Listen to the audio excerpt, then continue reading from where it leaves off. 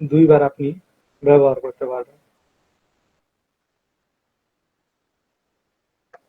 তাছাড়া কিন্তু আপনি ব্যবহার করতে পারবেন না।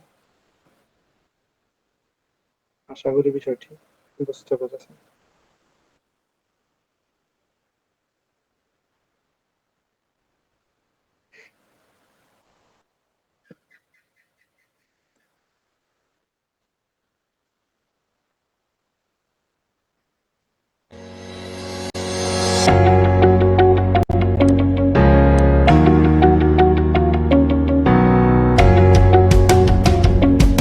এরপর হচ্ছে এখানে আরো কিছু আমরা কাজ করার মধ্যে ক্লিক করে এখানে আমরা ফন্ট যে অপশন আছে এখানে আমরা কিছু কাজ করবো।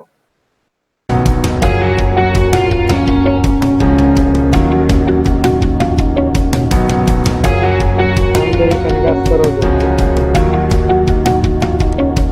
এখানে ফন্টে যে অপশনগুলো আছে ফন্টের জায়গায় প্রথমে আছে আপনার বোল্ড। আপনি কোনো লেখাকে যদি মোটা করে দেখাতে চান, যে আপনার লেখাটা আরো স্পষ্ট দেখা যাবে, মোটা দেখা যাবে, সেই ক্ষেত্রে কিন্তু আপনি এখানে কিন্তু এই জিনিসটা ব্যবহার করতে পারেন।